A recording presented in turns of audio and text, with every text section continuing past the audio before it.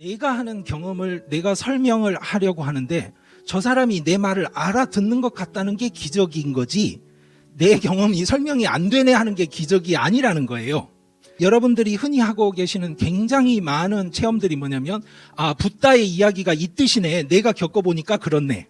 역사적으로도 그랬고 실제로 10명이 앉아있으면 10명이 생각하는 붓다가 그래서 다 다릅니다. 그런데 설명을 하려고 그러면 그게 잘 안 돼요. 그러면 그걸 물어보면 뭐라고 대답하냐면 심오하다 이렇게 대답해요. 근데 심오하다는 말은 사실은 모르겠다는 말을 포장을 하는 건데요.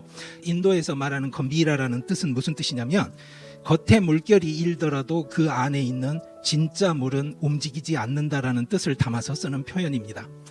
나중에 혹시 불교 텍스트 보실 때 닥치게 되면 한번 유념해서 보시기 바랍니다.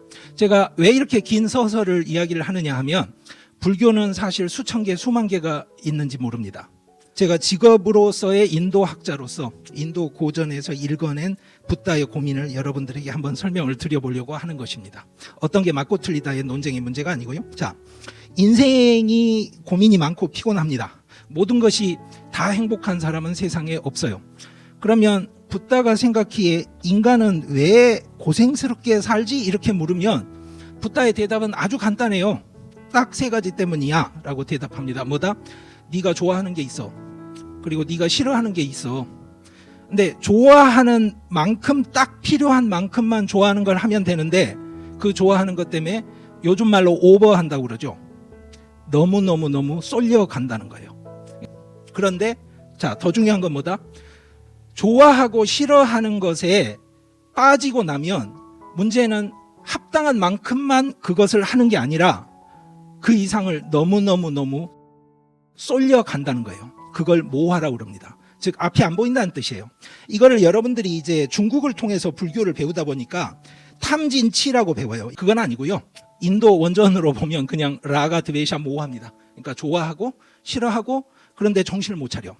이게 인생의 근본적인 문제야. 자, 이렇게 이야기를 하고 나면 인생의 고생스러운 문제는 이건데 그 양태가 자, 이렇습니다. 인생이 고생이다. 그러면 진짜 고생스러운 게 아주 편하게 몸에 느껴질 때가 있어요. 이빨 아플 때, 두통 있을 때, 아파서 병원 가 있을 때. 그거는 굉장히 사실은 단순합니다. 왜냐하면 어떤 게 고통인지에 대해서 분명하니까요. 그걸 대응할 수 있느냐 없느냐는 그다음 문제고요. 아침에 커피를 한 모금 마셨어요. 너무 좋아요. 이 첫 커피를 마셨을 때 느낌을 2번째 잔에서 얻을 수 있느냐? 아니죠. 3번째 잔까지 마시면 과연 더 행복해지느냐? 첫 번째 잔을 마셨을 때 그 만족을 유지할 수 있느냐는 거예요. 그걸 경제학자들은 한계 효용 최감의 법칙이라고 부릅니다. 그래서 인생이 고생이라고 말할 때 보다 근본적인 의미는 무슨 이야기냐면 당신이 좋아하는 것, 만족하는 것, 그 무엇을 얻더라도 그것을 얻었던 순간에 생기는 그 기준치는 영원히 유지하지 못한다는 이야기예요. 모든 만족은 모든 불만족을 필연적으로 동반한다. 이게 붓다의 진단입니다. 그래서 인생은 고생이다. 그래서 붓다가 이제 인생의 고생을 어떻게 설명을 하고 어떻게 해결할지에 대해서 막 가르친 내용들을 경이라는 텍스트에 이제 적어서 전승을 하게 되고 또 그 출가자들을 중심으로 한 어떻게 출가자들의 공동생활이 이루어져야 되는지에 대한 내용을 적어서 비나야라는 텍스트로 이제 전승을 합니다. 그리고 후대 사람들이 붓다가 설명한 것이 이론 체계가 아니니까 우리가 체계를 만들어서 배우자, 이래서 만들어서 전승하는 걸 논이라고 그래요. 이 전승은 붓다가 적은 것도 아니고 여러분들 아시다시피 붓다가 살았던 시대에는 실제로 인도에 문자가 사용되고 있지 않았습니다. 자, 붓다가 생존했던 시기는 아마도 기원전 한 500년 전후일 텐데요. 정확한 것은 잘 모릅니다. 그 당시에 어떤 흐름들이 생겨나냐면요. 그 인도 아리안 문화와 섞인 묘한 종교 전통들이 만들어지는데 그거를 우리가 슈라마나라고 불러요. 그걸 사문이라고 번역합니다. 여러분들 불교 텍스트에서 흔히 보시는 사문 바라문화 들어라 이럴 때 그 사문이에요. 이 사문이라는 말은 무슨 뜻이냐면 고생한다는 뜻이에요. 그러니까 안 해도 되는 고생을 사서 한다는 뜻이에요. 그러니까 집이 있는데 길거리에 나가서 자고 우리들이 생각하기에는 약간 아니 저걸 왜 하지 싶은 그런 관행들을 수행해요. 이 슈라마나 전통이 지금까지 살아남은 것이 딱 두 개가 있습니다. 하나는 자이나교, 하나는 불교입니다. 그러니까 무슨 말이냐면 자이나교는 인도에서 살아남았고 불교는 인도에서 없어졌지만 세계의 종교가 됐습니다. 일란성 쌍둥이라고 말씀드릴 수가 있습니다.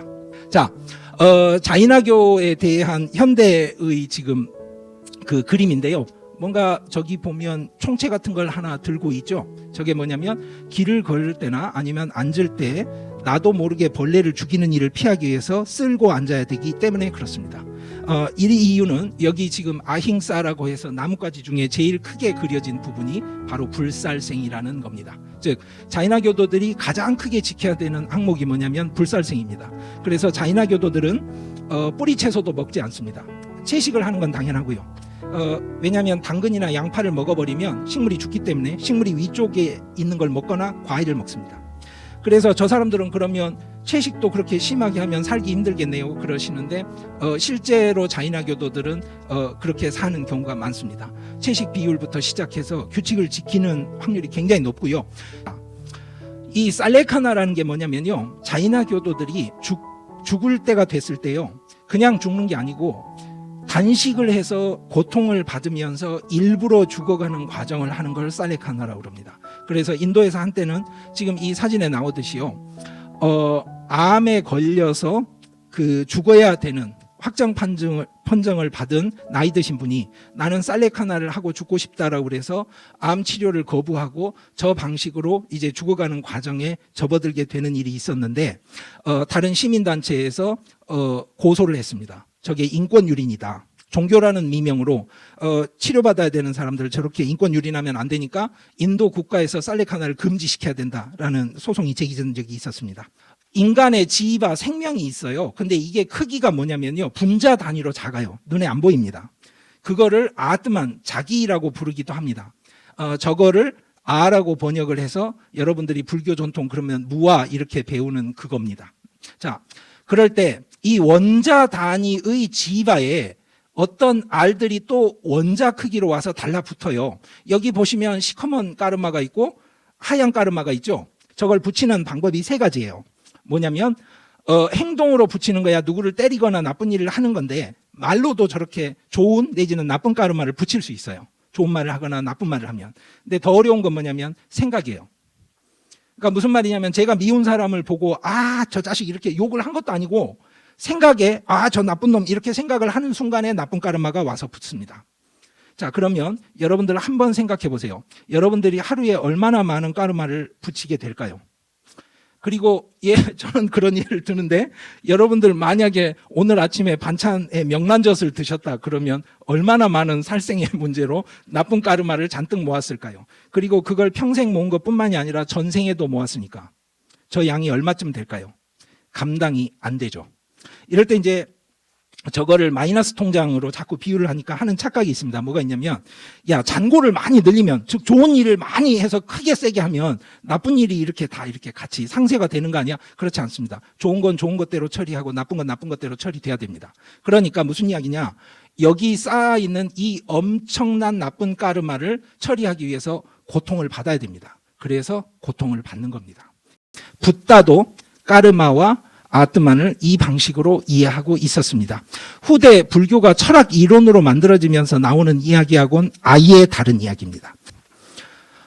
저렇게 되니까 붓다는 무슨 생각을 했겠습니까? 당연히 고행을 해서 까르마를 떨어내고 저 까르마가 하나도 안 남게 될 만큼 떨어내는 일이 되고 나면 그 다음에 그 지와 아트만이 자유로워진다고 생각을 했던 거예요. 그런데 저렇게 해서 붓다가 해탈에 도달을 한 게 아니죠.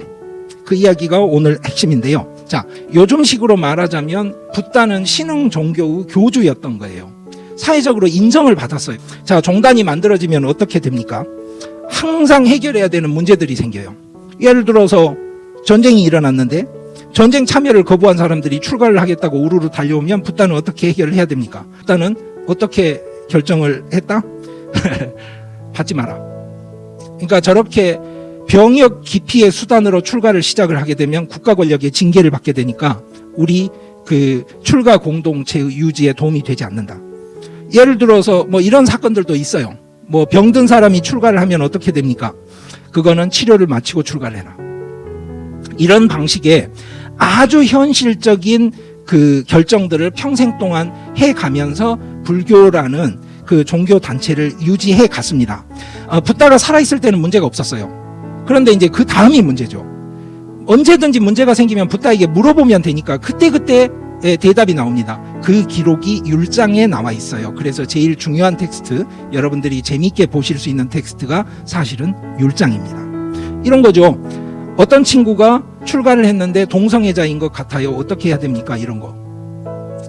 그런 문제에 대해서 붓다가 피할 수가 없어요. 대답을 줘야 돼요. 그 사건에 당해서 붓다가 했던 설명을 해주는 겁니다. 이런 모든 설명들을 합쳐서 우리가 다르마라고 불러요.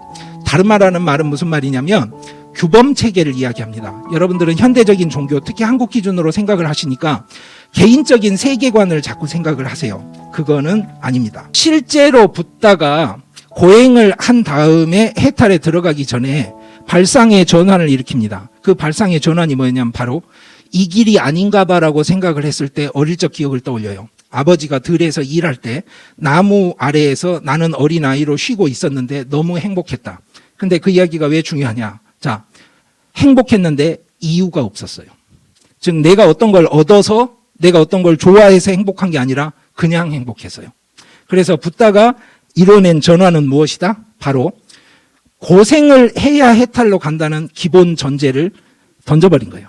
그래서 고행을 그만두고 붓다가 자기의 길을 찾기 시작합니다.